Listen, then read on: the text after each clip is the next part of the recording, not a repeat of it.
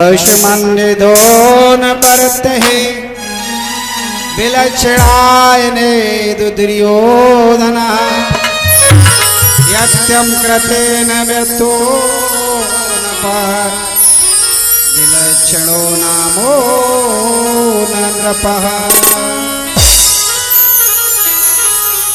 हे राजन परीक्षित, जब दूसरे दिन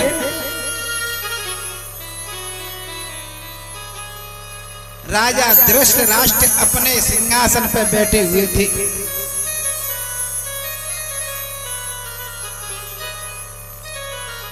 तो मंत्री से पूछा, यानी अपने छोटे भाई विदुर से पूछा,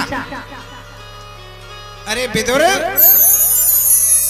मुझे एक बात बताओ, क्या कि मेरे मन में चंचलता आ गई, क्यों आ गई? मेरा मन क्यों विचलित हो गया है?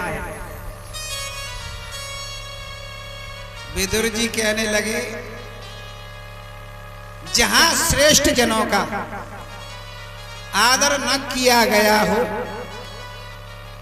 संत जनों का, परमात्मा का आदर नहीं किया गया हो, वहां सुख और शांति महाराज मिल ही नहीं सकती है। अरे जो दुनिया चराचर के मालिक स्वामी कल कन्हैया तुम्हारे घर आए, तुमने बेइज्जती करके उन्हें भगा दिया, और तुम सुख शांति चाहते हो? कदापि नहीं मिल सकती।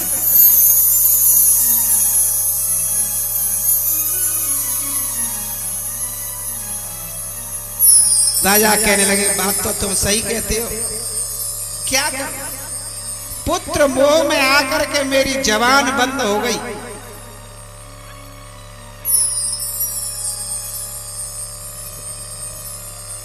मैं बहुत दुखी हूं, क्या कर सकता हूं? ये बात मामा शकुनी ने सुन ली। शकुनी ने दुर्योधन से कहा कि दुर्योधन, तेरे काका विदुर तेरे पिताजी को भड़का रहे हैं।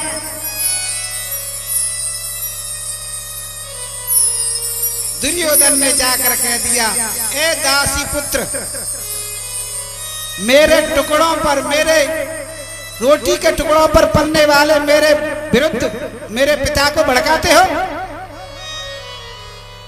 तुम्हें रोटी खानी है तो चैन से खाओ, मेरे होकर के खाओ। विदुर जी ने श्रोता और ध्यान रखा,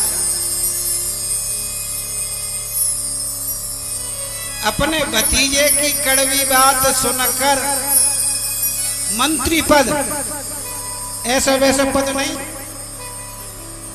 वो भी कैबिनेट के मंत्री थे, राजा के मुख्य सलाहकार, अपनी पगड़ी को उतारा और धृतराष्ट्र के चरणों में रख दिया कि भैया, ये मंत्री पद से इस्तीफा देता हूं, अब इस घर में नहीं रहना चाहिए। श्रोता और ध्यान रखना, जिस घर में पुत्र और भतीजे, दुर्योधन खास भतीजा ही तो विदुर का,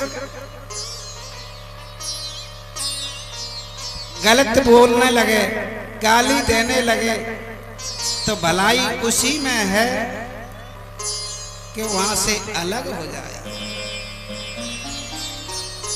विदुर जी समझ गए कि इनको बचाने वाला कोई दुनिया में है नहीं, अगर मैं इनके साथ रहा तो मुझे भी इस पाप रूपी चकिया में पिसना पड़ेगा।